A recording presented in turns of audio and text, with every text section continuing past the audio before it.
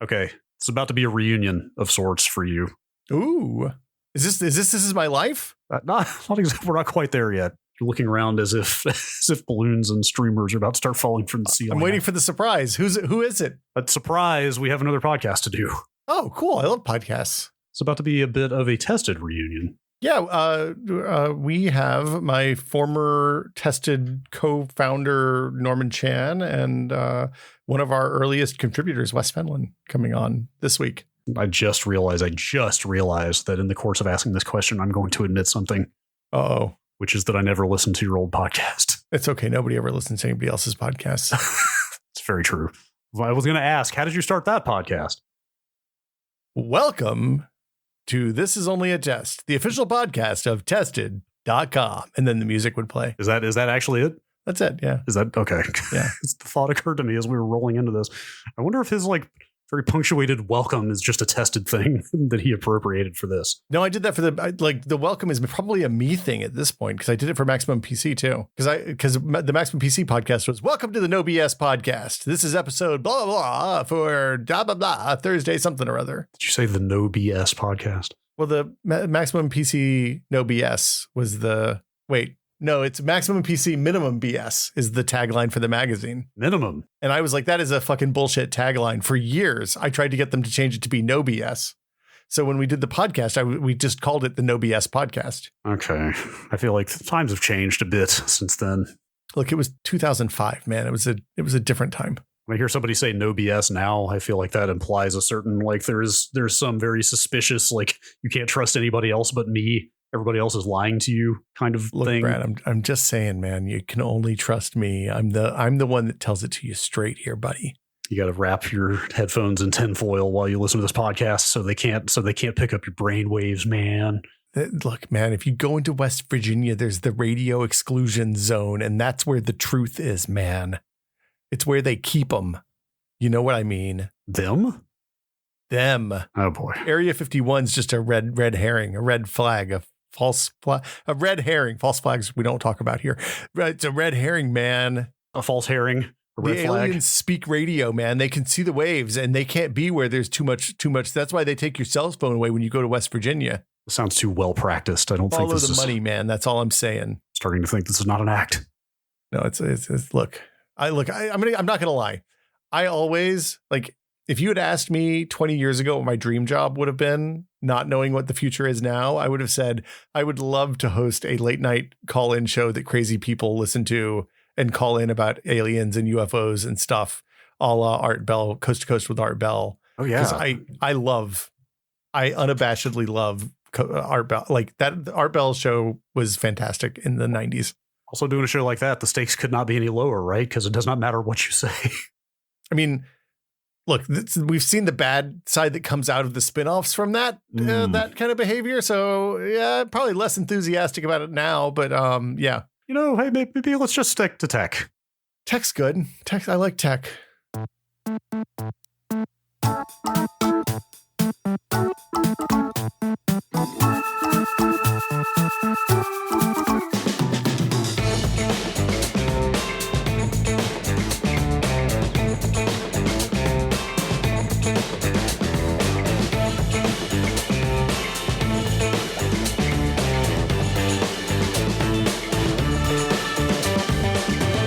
Welcome to Still Untitled, the Adam Savage Project. I'm Will. Oh, wait. No, that's the wrong one. Shit. I am not doing this. Say it. Say the name of the podcast. Welcome to Brad and Will Made a Tech Pod. I'm Will. I am Brad. Thank you for that. That's staying in, just so you know. I just realized that all of the intros are the same. I've been doing the same thing for 15 years now. That's exactly why I brought it up in the cold open. I figured that was the case, and I needed to confirm, and now I know I'm not special. I am just the latest. Oh, the latest in a long chain. Wow. I'm just the latest in a succession of disposable co-hosts. I see how it is. That is all. Look, all of the co-hosts have gone on to bigger and better things. So actually, well, I mean, I guess that's a perfect segue because, yeah, like we said at the top, Norm and Will. I mean, God, I've been doing too much podcasting today.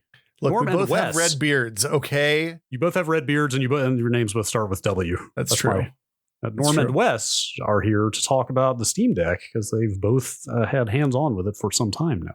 Yeah, if you are new to the Tech Pod and don't know our past lives, Brad and I worked with Norman Chan, who is one of the editors at tested.com and is like the tech guy over there and is just a genuinely delightful human being on top of other things. And Wes Fenlon of PC Gamer have both had access to the Steam Deck for about 2 weeks. In case you don't know what the Steam Deck is.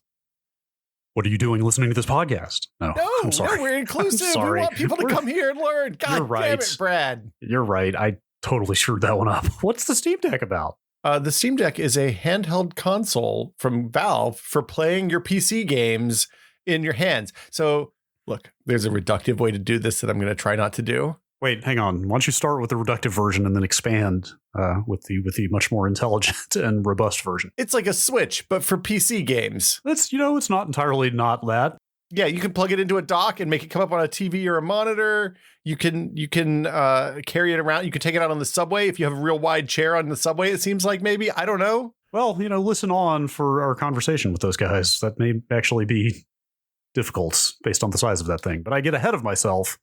Wait, how do we know that? We haven't heard the conversation yet, Brad. I'm just guessing. We worked with those guys so much. Like, I really just feel like I'm very in tune with their opinions on tech.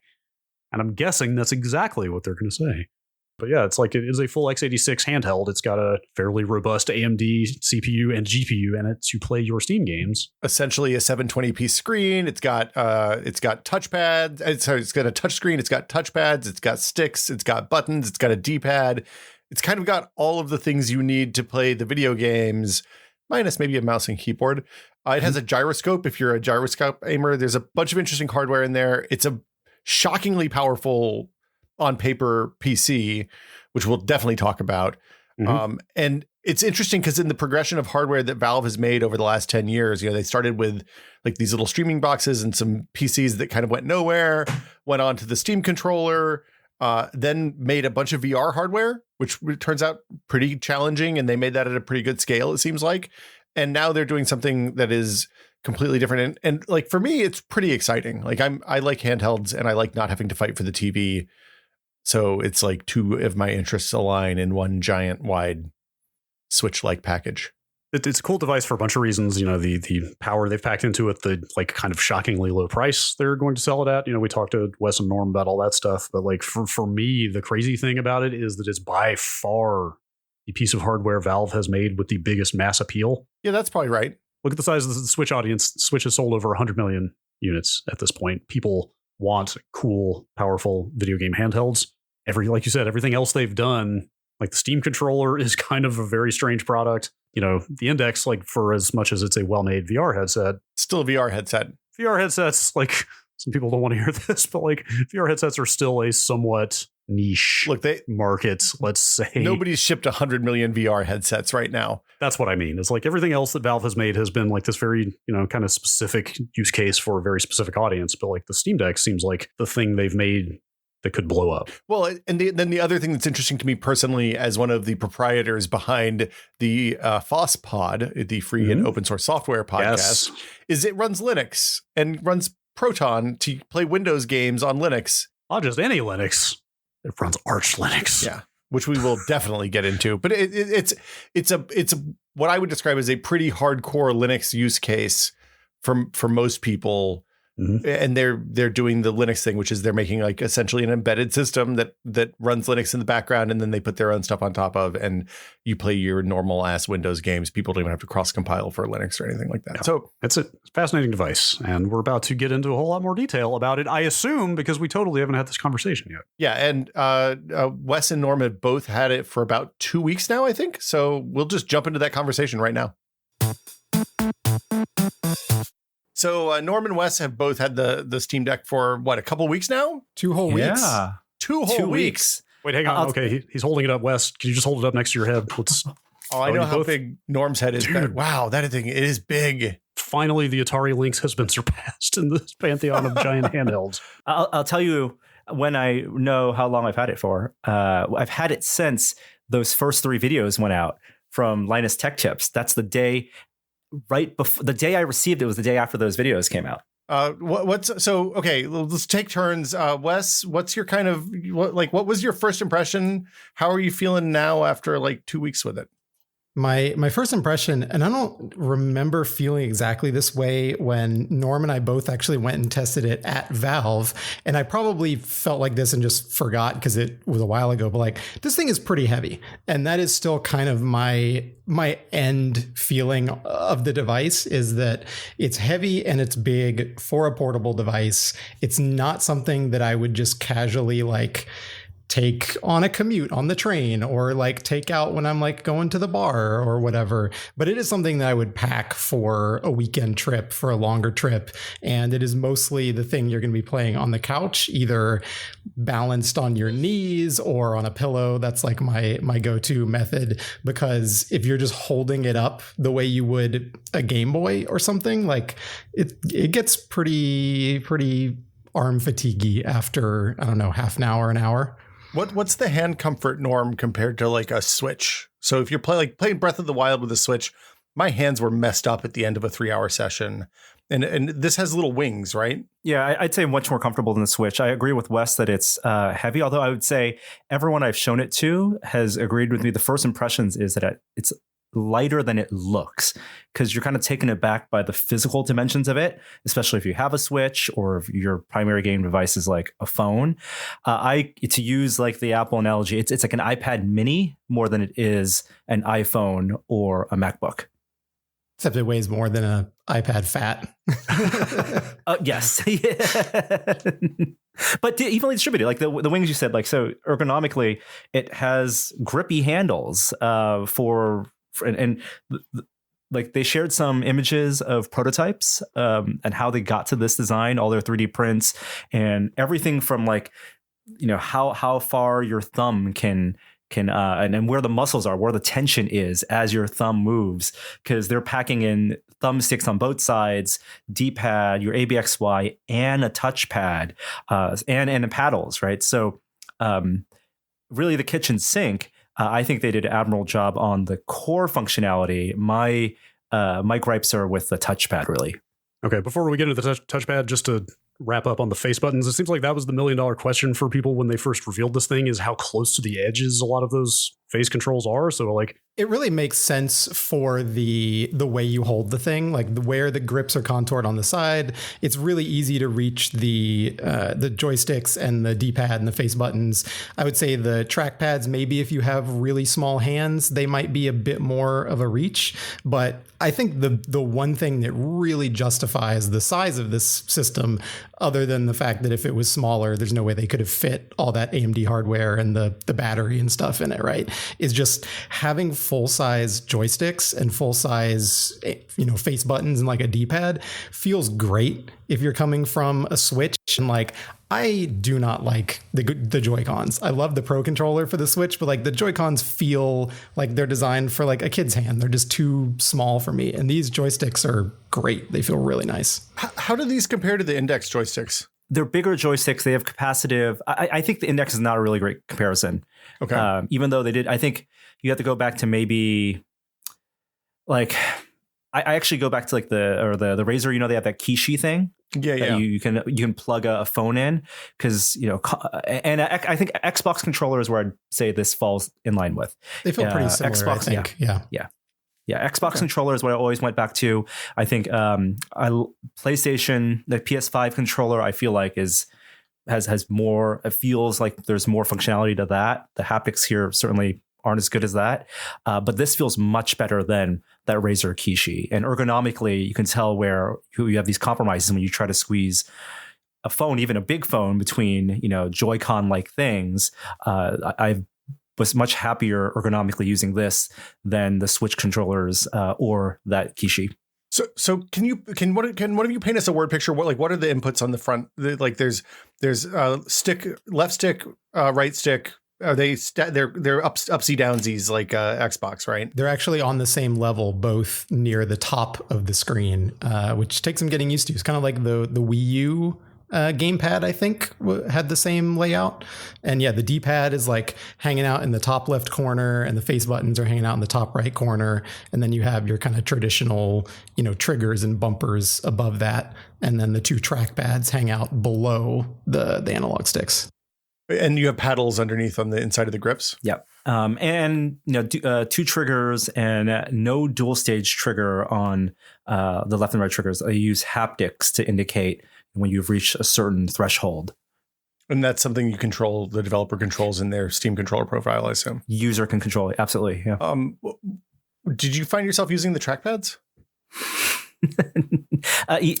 So Norm, you have some trackpad beef, I guess. I want to hear the beef. That was one of the most irritated chuckles I've heard in a while. I want to hear what's up with and like, okay, so I mean, taking a step back, their whole promise, like this, I say it in my review, but there's when new handhelds, we've seen so many new handhelds that come out that have that chicken egg problem, right? Like they need to sell a lot of hardware cheap to create a user base, then convince developers to create software for it, to create an ecosystem. And the promise of this is that there is no, like the egg, whatever the software side is solved first.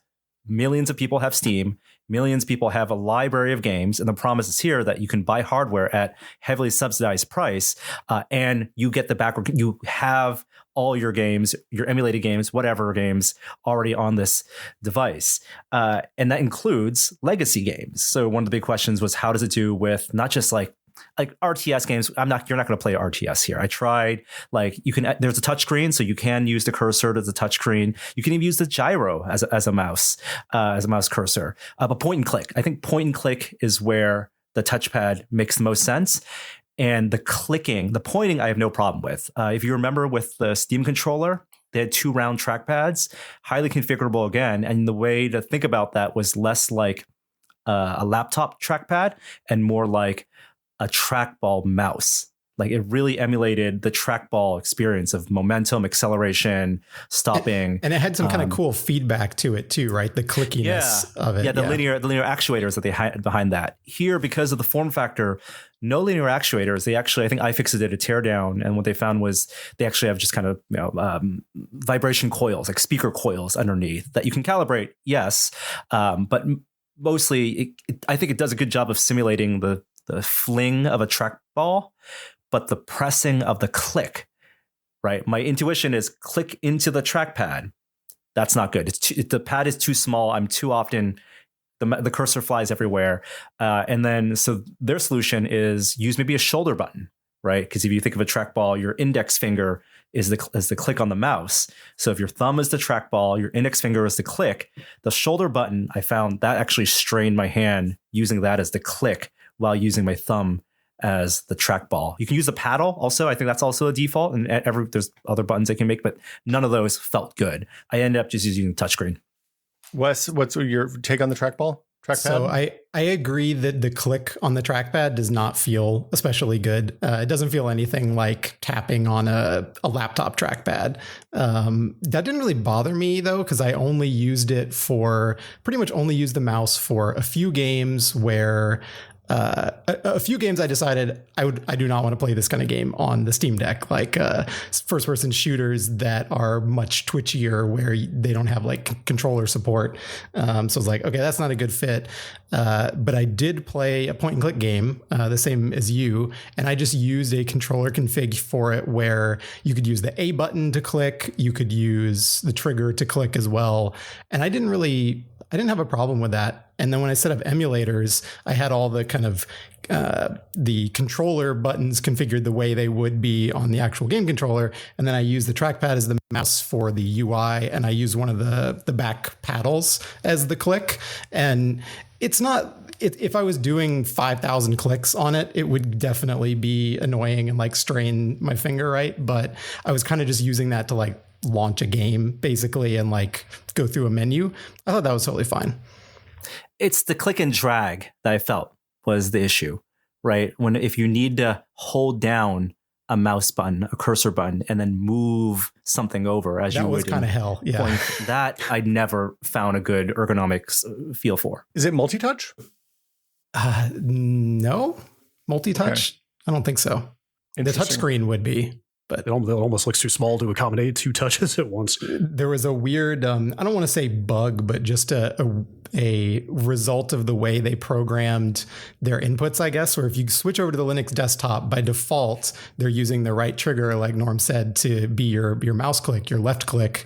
But if you booted up Steam on the desktop, it somehow changed the configuration a little bit. And then you couldn't click with the trigger. You could only click by tapping on the touchpad. So I spent several times of like trying to take a screenshot of the desktop and like doing like a drag a bunch of files around or something with just the trackpad and then clicking in on the trackpad. And it was like trying to use a Windows laptop from like 2003 or something, like just a terrible trackpad experience. It's interesting. It's like having the touchpad on the controller seems like, as somebody who's spent a lot of time like with Steam Link and Steam Link apps, streaming games into TVs in other rooms, having the touchpad to select, like for those moments when you launch the game and some launcher pops up and you have to use a mouse cursor and you're trying to do it with the thumbstick mouse and that's terrible. It seems like it would be nice to have the trackpad, but it seems like it's maybe not the primary way you should be playing most games. Yeah. Wes mentioned first-person shooters are a little twitchy, and I tried playing. Quake 3 wouldn't launch on this, but there were certainly shooters that were the pre Call of Duty, like designed for gamepad shooters. The gyro actually ended up being, I thought, pretty useful. And what I liked is that you can configure the gyro. I think by default, when you rest your thumb on the thumbstick, that's when the gyro activates. So it's not always on. And so actually I use that as a way to, use the gyro emulating the mouse or gyro emulating a joystick as an extra way to, camera movements while I had buttons pressed and held. I like that. Did you give some examples of games you use that in, like twitchy first person shooters? Like, what are we talking here? I tried it in Post Void, which is an extremely twitchy, like acid trip, literally first person shooter where I think each of my runs lasted between 6 and 15 seconds. Gyro helped a little bit, but I am not a gyro pro. So I was definitely a little manic in that one. Yeah. TF2 was one where, I'm not as capable as a mouse, obviously, but I still preferred that over the thumbstick. I never can get a thumbstick working the way I want in FPS. The kids who grew up learning how to play shooters on Splatoon love gyro mouse, it turns out. Yeah, there's a couple of topics I want to get into here. I mean, there's hardware specs and like what kind of game performance you can expect. There's also system software. I think those are the 2 big ones for me. I guess let's do hardware first before we get into the OS stuff, which sounds like it might be a little contentious. Instead of like asking for just an exhaustive rundown of what the specs of this thing actually are, could you liken it to what's out there in the PC space in terms of like, can you just give us some nice reference points for like, it's kind of like this NVIDIA card and this CPU? Like what kind of grunt are we looking at here? I'm terrible at this because I haven't reviewed, PC hardware in so long. I think performance is a great way to think about it. I would categorize the type of games you can play as almost using the console generation analogy, right? There's an era of 360/PS3 games, of Xbox One/PS4 games, and then kind of the modern era of games. I found that the hardware here, which is a custom AMD APU, it's the first that uses their RDNA 2 GPU. So it's a combination CPU GPU chip that they've capped at 15 watts. And I think the whole reason this device can't exist is that AMD was ready to manufacture in quantity at a good price for Valve this APU that they could put a 40-watt-hour battery and have 2 to 3 hours of decent game time. But to go back to those games, 360 PS3 era games, no problems, maxed out, like a BioShock Infinite, for example. You're going to get that all your anti-aliasing, all your filtering, no problem, because it's playing at a 1280 by 800 display, right? It's essentially 720p. That's the resolution is really key for this thing being able to play games well. Sure. What kind of frame rate are you talking in something like a BioShock Infinite? 60. So the screen is 60 hertz. And what's interesting is the software on this device, even in the past 2 weeks that we've had it, has updated at least, I want to say at this point, maybe a dozen times now. Almost daily. almost daily. Like that's the pace of the updates. And previously you could cap your frame rate, or have it uncapped, I should say. But I think as of a couple of days ago, they cap frame rates to 60 for performance reasons, for battery life reasons. And you can also cap down to 30. So when I say maxed out, I do mean 60 hertz. That's like their target's 30, but 60 is, there's a noticeable difference on games, I think, on this. So 360 era games, 60 frames, maxed out, no problem. Xbox One era games, PS4 era games, I was surprised. You could play those high/ultra between 30 and 60 frames per second. Like, you know, obviously it depends on the engine, depends on the scope of game, but even like Titanfall 2, single player, maxed out, 60 frames per second, no problem. GTA 5, pretty maxed out. Things that you toggle off are, you know, anti-aliasing but I do, you know, max draw distance and max textures, 35, 45 frames per second. The one that really impressed me was Resident Evil 2 remake. And like the RE engine is super well optimized, runs great on PC, looks beautiful. I was able to do a mix of like low to medium settings, native res, and get 60 FPS like without really any significant drops. A lot of games that are only a year or two old, like that game, you cannot play at 60 FPS. That is kind of an exceptionally well optimized engine. And they're verifying, you know, they verified close to 1,000 games now. You know, Elden Ring today literally verified, and they say when it's verified, it will play at their default settings, so standard res, 50% brightness, a medium graphics quality setting at 30 FPS. So God of War, I think, is a good example of a recent PC release you can't push to the ultra settings, but at a medium to high, 30 frames per second, no problem.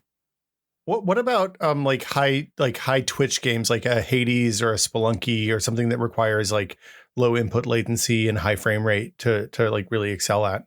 Great. Yeah. Oh, really? I mean, something like Hades isn't especially graphically demanding. It's going to run at 60, no problem.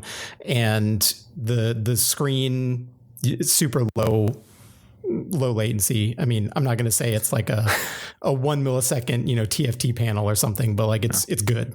It's real good. Hades is an interesting mention because they had that as a demo when Wes and I went up to Valve to try select games, right? And both Hades and I believe Doom Eternal use Vulkan as opposed to DirectX. And so much that we're talking about now is taking for granted the fact that games run at all, which was a big question. Like, if you remember 6 months ago when they announced this, because it runs Steam OS, it's Linux gaming. We all know what happened with Steam machines. And so a lot of the questions we had coming into this was, what would compatibility be like? And I think the great thing is that's like an afterthought now. Like, more often than not, games work, at least the games that current people are playing, and I think that's the biggest surprise of this, that it's just so many games just work and perform just fine, and it's a seamless launch. Sometimes you get a launcher pop up they have to press play on, but they've done the work with developers to make it so you're just pressing the Steam Deck UI menu and play and you're in the game. Though I will say that the caveat to that is there are a lot of games that just work, but they're not verified yet. Like, I have probably played 4 times more just random games from my library than verified games, and almost all of them work just fine. But Valve has about 64,000 games to go if they're going to check everything on the Steam store. So they've got some work cut out for them there. What have you hit places where like anti-cheat or DRM or stuff keep you from being able to play? That is still an issue with a few games. Yeah. So EAC, I think, is something they've had better compatibility on. There's I think Apex is currently, there's like inklings that they're figuring that out. It seems like publishers, aside from Epic, are happy to be on board.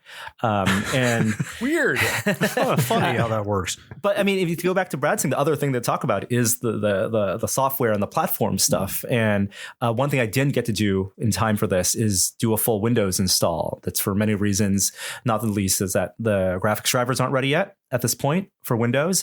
But if you want to buy a Steam Deck and not run the Steam Deck UI and all the benefits of that, the suspend features, the battery life stuff, all the Steam menu overlays, you can just boot into Windows and get a Windows PC. So I mean, I'm a giant OS nerd. I want to hear about all those features. But so what is the experience out of the box the first time you boot it up? Are you going to the integrated like kind of nice console big picture UI, or if you are not a like computer nerd, you could buy this thing and not know what Linux is and like never see it on the device. Like you would have to go out of your way to hold down the power button, and then from there there's a little menu option that says switch to Linux desktop, and you can do that. But you could just turn this thing on like it's any game console basically, and then you just have Steam and you click install on a game and then you click play. I'm almost surprised to hear they expose Linux even that readily. I mean, like that is, pressing and holding the power button is a step to get to that, but like I'm kind of surprised they don't obfuscate that more, because the potential to screw something up seems like it's pretty great, but I don't know. I mean, I think they trust their users. They know at least who there is no double check to format system. Like you could reboot the system right from this configuration menu. You can toggle FPS lock accidentally and not know why your performance or TDP, cap your TDP consumption. I think most of the first wave of users are going to be people who are PC adept or are willing to read a Reddit forum and get some support. But I'd say Linux, it's Plasma is their is the interface, right? KDE Plasma, and it's very much like I don't use Linux as a daily driver, but having had to go in there and install things like Chrome, Firefox, Spotify, and all the apps, and Audacity, even like. They've done a good job. Like the Trojan horse here is getting people to feel comfortable in a Linux desktop, actually. Is it the year finally? Oh, no. Don't say it. Don't say it. Don't say it. We have an open source podcast now. This is for the other show. Fair. The thing about the Linux desktop is it is actually it would be hard for you to break this thing. So like you say, it's sort of surprising that they make it that accessible, but they have locked down the bits of the file system that you could break, and they're giving everybody like the passwords there or like the command you need to put in to unlock it if you want to, but that comes with like multiple caveats. They're like, don't do this unless you know what you're doing. Seriously, don't do this. Here's how to reinstall SteamOS if you break everything. I was going to say, I assume two questions. First, I assume if you install Windows, you lose all of the new UI stuff and you're just using like bog standard Steam and presumably like old school big picture mode, right? Because this is a new UI for the Steam Deck, which they haven't released yet. Yeah. It's funny, if you use Linux, you can use big picture mode. So like, I was kind of surprised about this. Like the default UI, they call the deck UI, and it's actually going to trickle down to replace big picture mode in the future. So it's, I think, a nice hybrid modern design between the desktop Steam interface and the kind of usability of big picture mode, although I'd say even more usable. But if you boot into Linux, the SteamOS 3.0, which people can download and install and run on their systems today, you can launch your games there, but it's actually big picture mode, like it's like a windowed version of Steam there. It doesn't, and you lose the functionality like suspend, and you lose the overlays as well. So it's kind of like a two Steam OS experience. With Windows, yeah. I think they're just like racing to finish SteamOS 3 for this launch, and then they're going to put it up for download, right? You can get the ISO, and I assume that's when it will also make its way into the old big picture mode or replace the old big picture mode. I'm sitting here trying to think, like, does Valve have any like strategic business priorities that would bias them toward wanting people to run the Linux version? I mean, I guess if people are running Windows on this thing and still buying games from Steam, do they really care? I guess not, right? Well, they care because they don't have to buy a Windows license for each one they sell, right? Oh, no, I don't mean out of the box. I mean, like, you're providing your own Windows license at that point, right? Like, that's what I'm saying. Like, down the line, they have no reason to withhold features for Windows users on this thing, right? No, and that's their MO, right? That's kind of company philosophy. And, as long as they're raking in as much money as Steam rakes in, right, they want to just, raise the floor for PC gaming as a whole. Like they want hardware competitors to make other Steam Deck like devices, to make different types of trade-offs, right? So like this device, this form factor exists because of a series of decisions they made. No 1080p screen, this amount of battery life, this amount of performance. The big thing also is same amount of battery consumption and performance, whether plugged in or not, which is not something you typically think of or expect from a computer-like experience. That's being docked doesn't mean anything with this other than you aren't going to run out of battery life. right. Or you can use accessories, and you can plug in a display or something. Does it still run at 720p when you plug in a display? No, it goes up to 4K 60. And two 4K 60 displays even. For the desktop, right? I think SteamOS is still currently limited to native res right now, but I'm guessing they'll improve that. But, I think they're betting that their user base and their user friendliness is going to compel people to stick in their store. They're spending money in not like very different ways than Epic's spending money. And this is a different like business discussion. Like Epic's buying exclusives and they have just Fortnite as an anchor, as well as the engine stuff. Steam has just like legacy and open support, I think is kind of their business strategy. Yeah, I don't know if you had an interview with Gabe Newell, Norm, but he basically said that exact thing when I asked him, like, do you want, do you feel like having to put SteamOS 3 out there for download for anybody? Because I think they legally have to, because it's based on whatever the open source. The old GPL. So right. I assume they have to do that. And I'm like, that feels like kind of the secret sauce of this system. Like the hardware is good, but it's kind of meaningless if SteamOS doesn't work as well as it does. Are you, hesitant about releasing that for your competitors like GPD and Aya, although like the Chinese companies now that are making these handheld PCs? And he was like, no, we want more people to use this because we make Steam. Like that's, as long as we're selling games, like it's cool with us. Yeah. It's interesting you bring up GPD and Aya because like they like this is a product that exists in the East and has for a really long time. Like these little portable handheld gaming machines started out as like emulation machines years ago. And now you can get just a full ass gaming PC and a little Switch looking thing for $600, $700 in a lot of cases. A lot of them are more like 1,000. They're pricey. And those companies they're hardware companies. Like they have to make money on hardware. Valve, like they won't say how much this costs, but I think they've said, to the point, they've said up to a point that it was a tough decision to get to that $400 price point. So that's probably either at cost or they're taking a hit there. And the good news for people who may be looking to make a purchasing decision is that $400 version is just as capable and upgradable as the $700 one. And if you want to go to iFixit and buy some screwdrivers and pry it open and upgrade that M.2 storage, technically can, but you don't even need to, because like the other great thing is the micro SD storage, like is fantastic. I have like most of the game, like they sent at least the 500, they sent me the 512 gig version. Games are like 100 gigs these days, right? The biggest recommendation is you don't need the A2 micro SD card. You can get an A1, the UHS2, like the whatever the latest class is. I think 100 megabytes per second is like their max anyway. But get a terabyte micro SD card. Get a couple of those. And get you a little holder. Which is like $150. Yeah. Or a little less even. Yeah. And so they sent everybody the 600 gigabyte version, SSD version. I think they sent a mix of the 512 and the 256. Yeah. I guess what's different about the software, like the user interface software, is it just like big picture has gotten, I don't want to say slow, but it's gotten slow over the last few years. It feels kind of chonky. Feels dated. It's a lot cleaner. It's very, I would say it's very snappy. It's easy to use. Probably my biggest criticism of it is pretty minor in that it's just like, it's not even ugly. It's just like kind of bland in the way that Steam has been. First, it was like army green for a few years, right? Like it was this hideous, this hideous camo color. And then they kind of went to gray, and then it kind of finally got to like blue gray. And this interface is that same like blue gray that they have on the desktop. It's very utilitarian. It's fine. Like there's nothing wrong with it. It's not as pleasant to look at as I would say like the Switch. The Switch UI is just kind of nice, like has a little bit of color, but it's got like the white. It just kind of pops.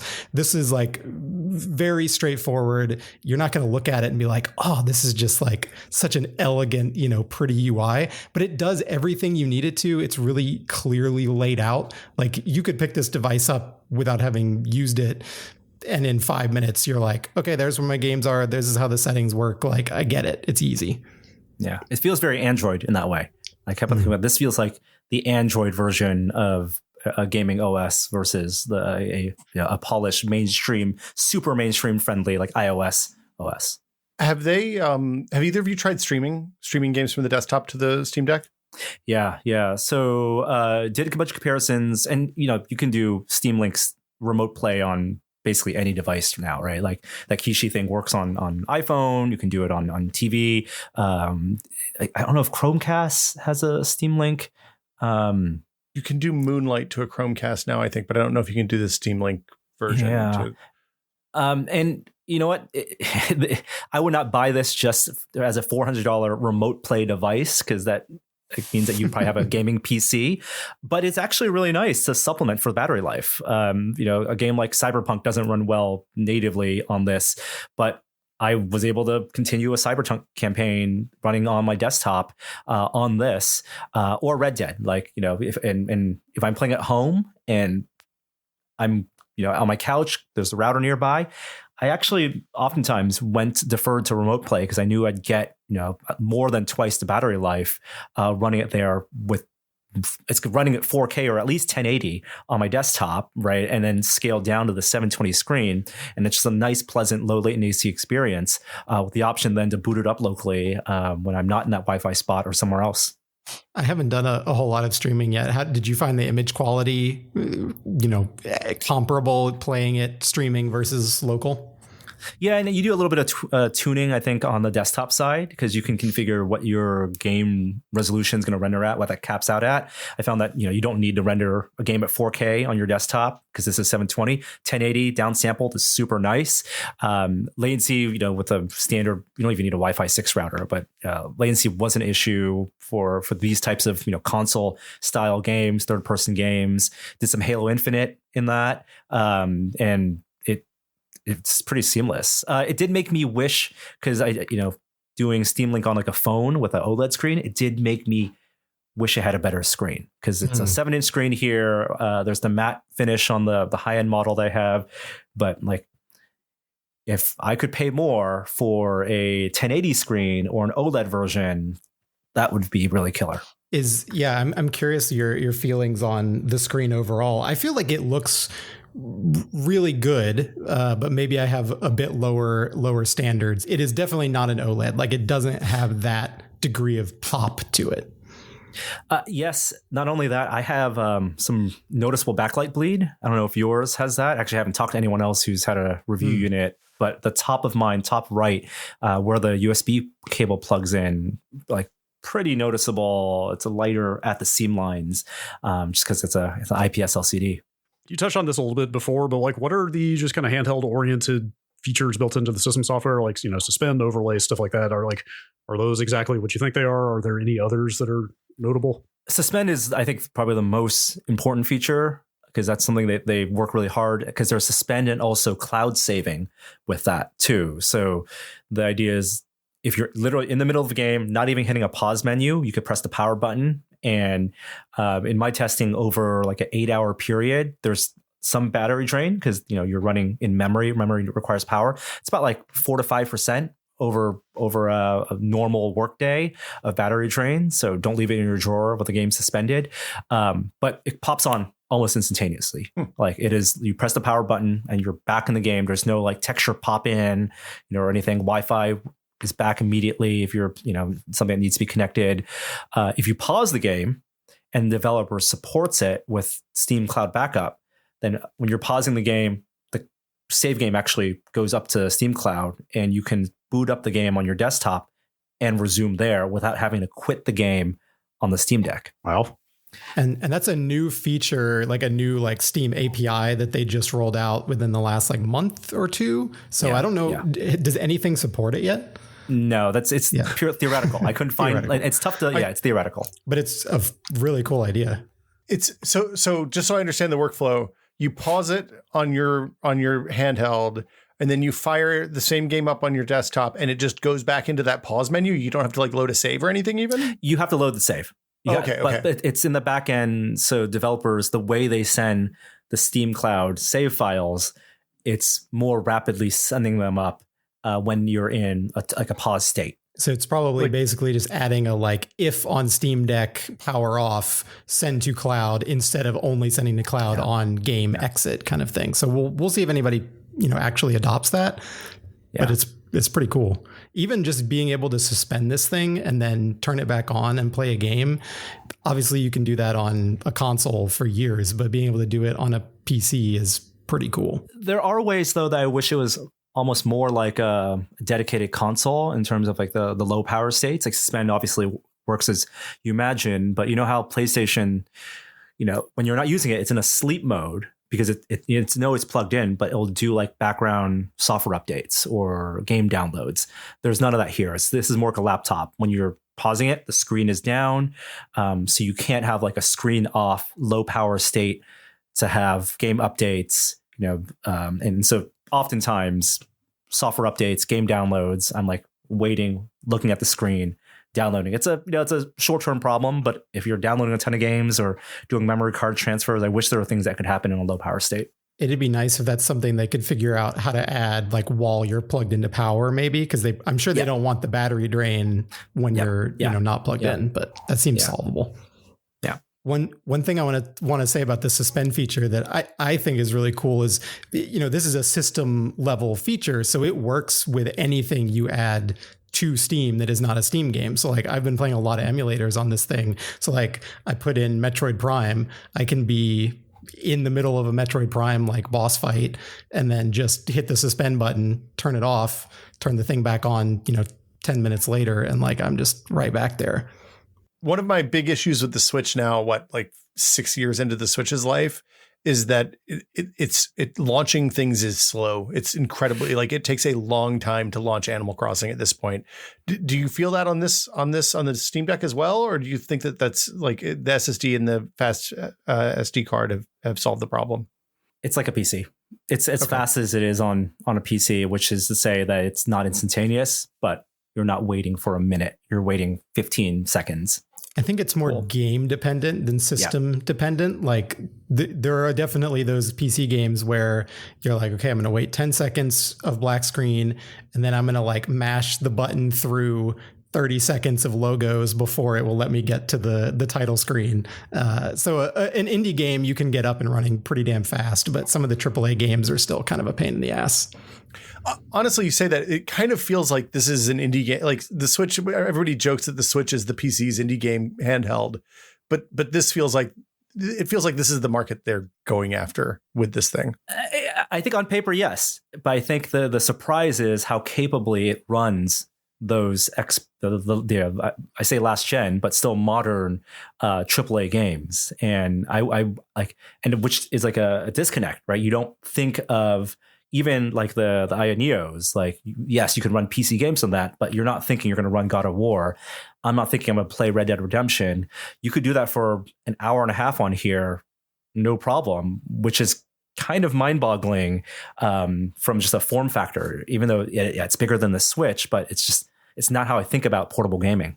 There's probably an algorithm you could work out for like every 5 years of older a game is, like you get an extra hour of battery life or something playing it. Of course, it depends on your settings, right? But I kind of got in this mode of being like, boot up a game and be like, oh man, I can only get an hour and 20 minutes of battery life in this like 3-year-old game. But then if I booted up something like Night Dive's Quake remaster, which is great, like plays super well, I'm like, I'm getting like 6 hours of battery life in this. This is fucking awesome. Is there a 2D 3D split on this too? Like that's my experience with the Switch, is like 2D games typically perform better in terms of battery life than 3D games do.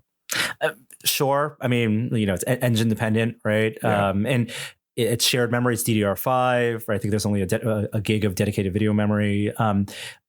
When Wes says something like he's booting up a game and finding out how long you can play, that's because it's really easy to toggle on these performance indicators. So, in Steam, you can obviously put on the frame rate, and there are multiple tiers of UI overlay that you can put in the top left corner that not only show you, what clock speeds your GPU cores and CPU cores are running at, but also the wattage consumption. And it became really kind of almost fun to do the math and realize you have a 40 watt watt-hour battery, right? If this maxes out at 25 watts max load, but really it's going to operate in like a sweet spot of like 15 watts, about I think 11, 12 watts for the GPU plus, 4 to 5 overhead for screen and everything else. And you kind of do the math of like, ooh, I'm consuming, this game is like a 15, watt per second game. I know exactly, like it's a pretty consistent thing because there's no plugging in, getting more, unplug, it's full load, full bore. Yeah. So you how, based on how power intensive each game is, how long you're going to get to play. Yeah, I got kind of hooked on like pressing the pause button in a game to like go to the menu and then seeing the battery life go up and then resuming the game and like the engine has to kick back in and then seeing it go back down. That's bonkers that they expose that stuff. Did either of you try plugging in like an external backup battery? I assume you get your big giant Anker power bank. You plug that thing in, you can make it last as long as you want, basically. Yeah. I mean, it's the wall charger is a 45 watt wall charger, which is overkill. A standard battery pack is going to give you as much as the battery. It's going to, as long as the output on that USB-C is giving you the right wattage, like 20 watts or so, no problem. Cool. They send you guys the dock, and is there anything to say there? If so, it's a dock, right? Not available yet. So okay. I did ask them about the status. I think they actually just talked about it's coming late spring 2022. Yeah. Spring. Okay. But everyone at Valve is using the dock. I bet it's just production. And but they have said like it's just a USB-C dock. Like it's not doing anything special. I'm sure the design of it will be a little tailored to the system and how many ports and stuff they put on it. But like you can go buy a USB-C dock and it will do the job. Right. Yeah. Can you think of any, so now that you guys have had your hands on this thing for a while, like, can you think of any novel uses for this thing? Because it is an x86 PC at the end of the day. Like, you can extend it out to all the ports you could need on a PC. It's not a laptop replacement, I'm sure, but like, can you think of other stuff? You mentioned emulators. Like, I know Dolphin has been out there sort of like promoting their ability to run GameCube games on this thing and stuff. But even beyond gaming, maybe like it's like any other cool ideas that you see this thing being useful for? I think the question you're asking is like, what is this analogous to in the PC space? Is it more like an Intel NUC, or is it more like a gaming laptop? Where and I would say it's closer to like the NUC with a screen. Okay, it's a NUC in a handheld form factor with a screen, and which means you can run a server on it. You can use it as a live stream host. You can run it, but I'm not going to be video editing on this. Sure. One of my coworkers did actually like take we were doing like our weekly meeting and he like was doing the meeting from on the Steam Deck, like Linux desktop, apparently. So like you can definitely do that stuff. I feel like buying a NUC or a Raspberry Pi or something is going to be the much better, route if you're just like, I want a weird little Linux machine that I do like goofy projects with. But yeah, I don't know what people are going to use it for other than a gaming system that they then maybe set up in their hotel room and like, run some Word docs on it when they need to, Does it have just an HDMI out, or is it just a USB-C out?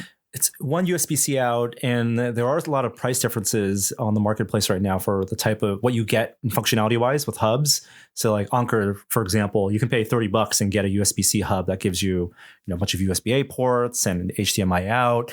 But if you want Ethernet or you want multiple video out, then you're going to pay $70, $80. But it supports DisplayPort 1.4, so you could potentially just plug it straight into a monitor, I guess, assuming you have a DisplayPort monitor. I assume people are going to plug this into a TV, though, probably more than a monitor would be my guess. So that's a thing. Like, if you're spending $400 and you have the choice to $400, it's I think the price is misleading because it's such an unbelievable price, right? If you only had $400 to spend on something, I cannot recommend this enough over, a $400 PC that you're going to try to spec this out. But if you want a gaming device that you're going to it depends on your how much travel you're doing, how much gamepad versus keyboard mouse stuff. But I think it doesn't replace like a gaming laptop. Like a gaming laptop with a keyboard with a desktop functionality that you can also Bluetooth a gamepad to. Bigger screen, high resolution, real graphics, like up to 3080s Right? You're going to get a better plugging that into a big screen TV experience than the Steam Deck. But it's also going to cost 5 times as much, probably. Yeah. Right. And that's why I started with the price is the trick here, because $400 is absurd for this. This should cost $1,000, easily double. That's what those Aya Neos cost. And if this was properly priced at 1,000 plus, then you're talking about comparing it to a medium gaming laptop. It's weird that like 2.5 years ago, if this thing came out, there would be endless articles comparing it to like, how does the Steam Deck stack up against the cheapest, budget gaming PC you can build, right? And like, it's not even worth writing that anymore because you can't get components that would come anywhere close to equaling the performance of this thing for the price. Just But you mean because of the pandemic or just in general? Just because of the pandemic, just how it has changed, supply and pricing on everything. I think Valve almost got, I don't know if lucky is the right word for it, but they made commitments to buy all the parts for this thing a while ago, right? Because they've been developing this thing for some time. They made big orders to be able to get the prices down to the volumes where, the volume equals we're paying less for this thing. We can sell it for $400 and either break even or not lose a shitload of money. And like prices have just gone up on everything over the last 2 years, right? So they got locked in at probably a 2020 or, early 2021 or something rate on a bunch of stuff that now would cost them even more money if they were making those deals today. Yeah. And what's also interesting is that this feels like a really good companion device for a person who has all the gaming devices. Like if you have a gaming laptop or a gaming desktop and you spent the money on a 3080 or whatever, right? Like you can still get a lot out of this because of its mobility and the remote play functionality, right? It's all in that Steam ecosystem. The games you bought once now stretch further. But I was thinking like, this is also a really great device if you're like a Mac user, right? If your primary computing platform is like a MacBook Pro and you want to play games, like here's your way in to PC gaming for $400. Honestly, I pre-ordered one so that my kid has a gaming PC that doesn't take up space in the house, right? Like I want her to be able to play games on that so she can play Human Fall Flat and whatever other, Ultimate Chicken Horse and all the stuff she plays with her friends. Wes, Norm, thank you guys so much for coming by. This is fabulous. We really appreciate you sharing the thoughts about the Steam Deck. Is this like a thumbs up for both of you? Or would you spend your money on this? It's definitely a thumbs up for me. I think the weird question I started asking myself after using it for a while was like, what games do I guess it's not a weird question, but like, what games do I want to play on this thing? And it feels a little absurd to have like a device for every different type of game that you want to play, right? It's like, I could play all these on my computer. That's fine. But I sit in my computer all day. I still want to play first person shooters in my computer, but do I want to play Hades on the Switch where it's going to run at maybe 30 FPS? Do I want to play Slay the Spire on the Switch where it's going to run at 20 FPS? Like, no, I want to play it on this thing and like not hog the TV and still have a good gaming experience. And there's a lot of games that fall into that middle ground of you want that performance, I was thinking earlier when you were talking about this thing, I mean, does this feel like this is abstracting yet another layer or another tier of consumer device out? Like, remember when all you had was like a computer and a phone, and then it was like, now you have a phone and a laptop and a desktop. Third screen. Now you have a tablet in there. It's time for fourth meal and third screen. This is like fifth meal or whatever, like fifth handheld, yet another category of device that doesn't quite fit in with the others. I think yes. And the more I wanted to use this alongside my phone while also watching TV told me that like, wow, like the couch is so much more now.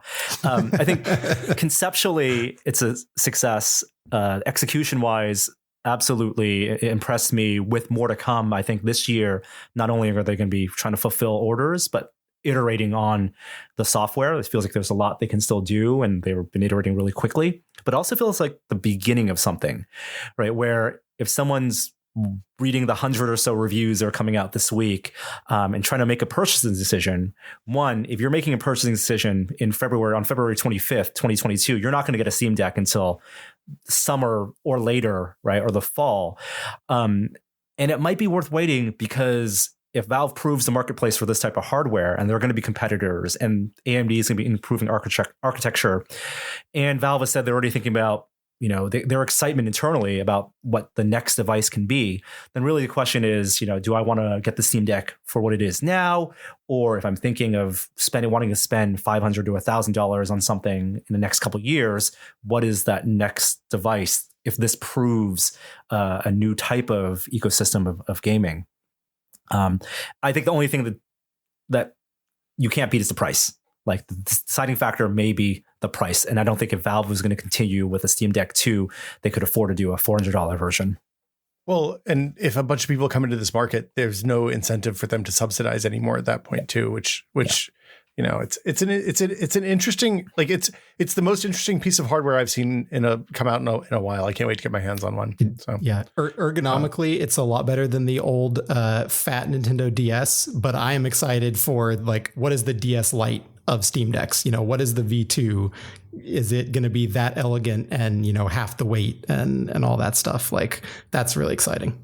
Awesome. Well, thanks, guys. Norm, I know you got to get you out of here. So, all right, wait, hang on. We have to keep Wes for a minute. I know Norm has to run. He has business to attend to. But Wes, I just want to talk about Arch Linux for a few minutes. Linux, yeah. I am not a Linux pro by any means. Ubuntu is kind of my one, like, area of experience in Linux. So learning a little bit about Arch the last, like, 2 weeks has been interesting and frustrating, I would say. So my impression of Arch, and a lot of this comes from talking to people on our Discord, is that it's the Linux distro for people who just want to twiddle all the knobs and pull all of the levers themselves.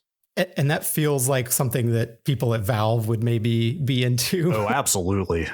So Arch gets updates constantly. Like, it's kind of the other end of the spectrum from something like a Debian stable, where they lock the distro in and don't touch it ever again in terms of upgrading software. Like, Arch gets rolling updates to everything constantly, and I think they've said or implied that's kind of why they moved SteamOS over to it, is because they need that rapid update cadence for stuff like Proton development, I assume. Yeah, last year when they revealed the Steam Deck, they said they were switching SteamOS from Debian to Arch, and this sort of, like, they didn't go into detail, but they basically said, we're doing this because it gets stuff faster. It's just, like, more up to date. And okay, I assume the Proton stuff is probably the major player there. Yeah, and you guys made it sound like, I mean, they safeguard the OS enough from people stumbling into mistakes that it's probably not an issue for most people, but it sounds like you have actually dug into the command line and, like, trying to do some low-level stuff with this. Like, how was that gone? Yeah, I mean, they stopped me from breaking it, basically, with their restrictions that they put in place. I probably would have broken this thing by now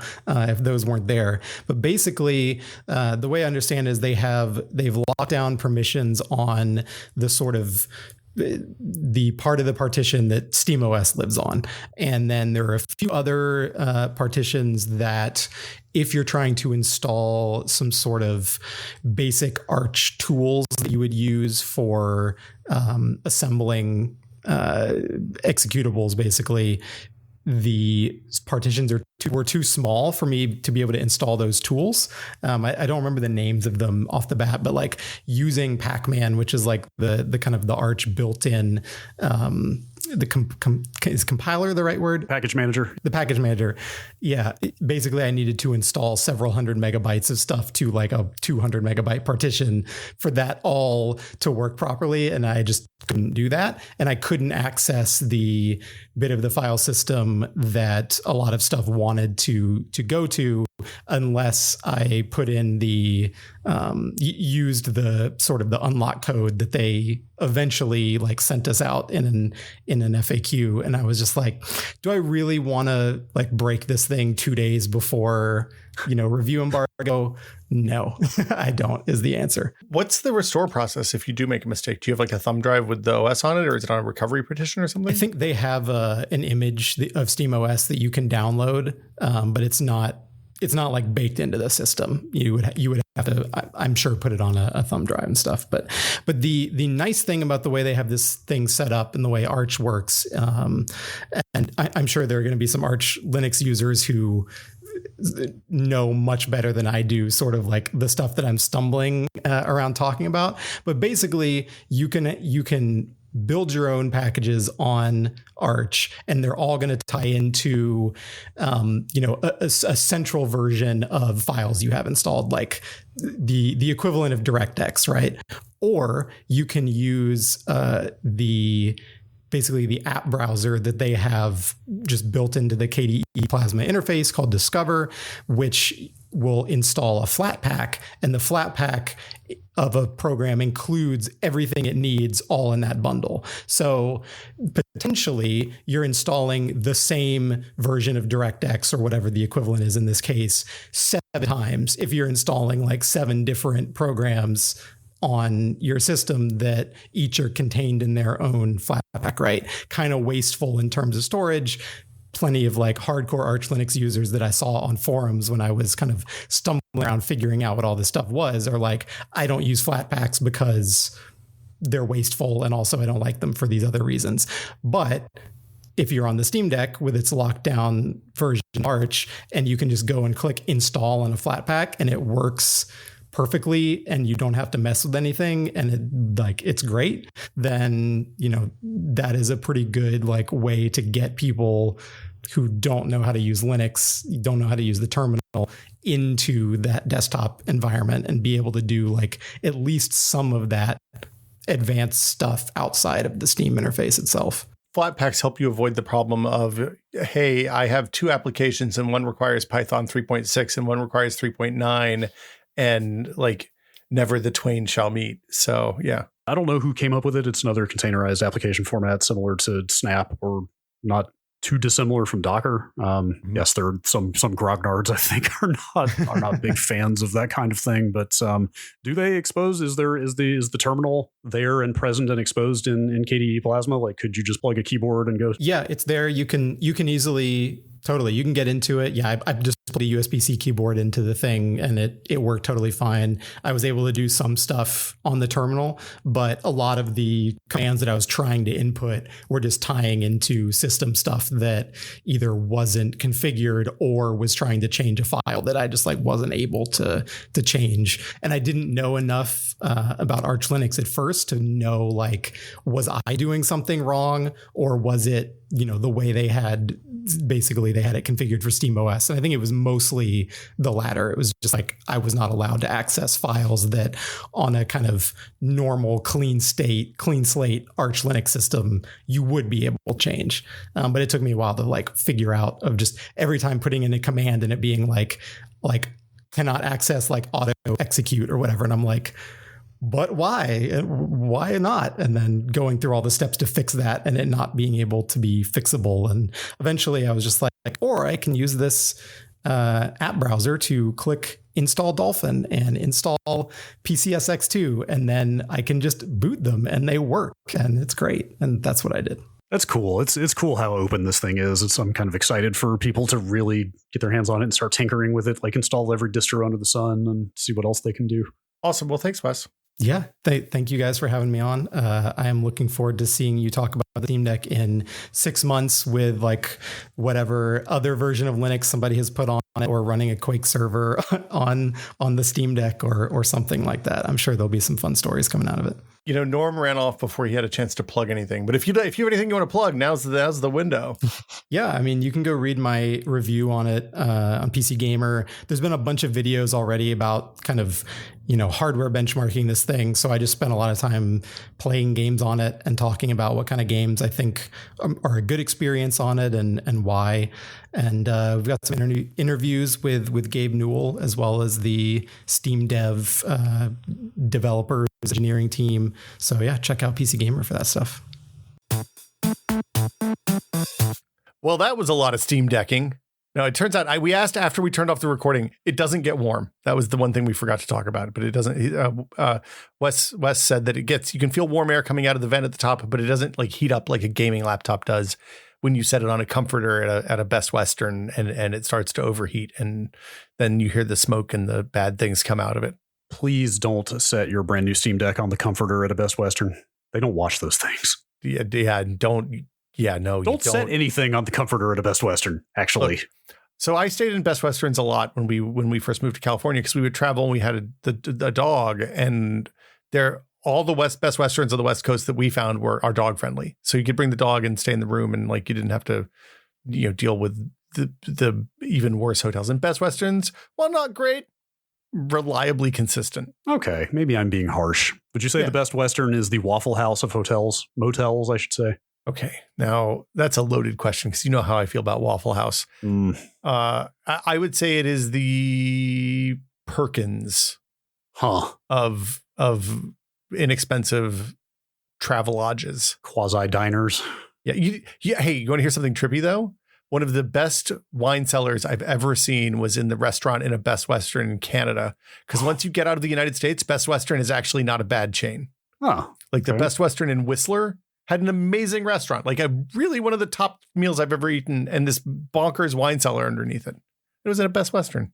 Michelin stars in a Best Western. It's more likely than you think. There you go. Brad, you know what time it is? What time is it? It's the inevitable time in every episode when we thank our patrons. Thank you, patrons. Thank you, patrons. As always, for everybody who supports the show, we really appreciate you. Brad and Will Made a Tech Pod is 100% listener supported. That's something I've never said on one of our podcasts before. Oh? No, they were always supported by other people. That's right. It was never true listeners. Until now. Yeah. I couldn't have said that at tested.com. As always, thank you to all of our patrons, including and especially our executive producer tier patrons, including Paddle Creek Games makers of Fractured Veil, Andrew Silosky, Octothorpe Bunny Crimes, Jacob Chappell, Joel Krauska, Bears, David Allen, and James Kamek. Thank you all so much. We really appreciate you. Yes, we do. Everybody.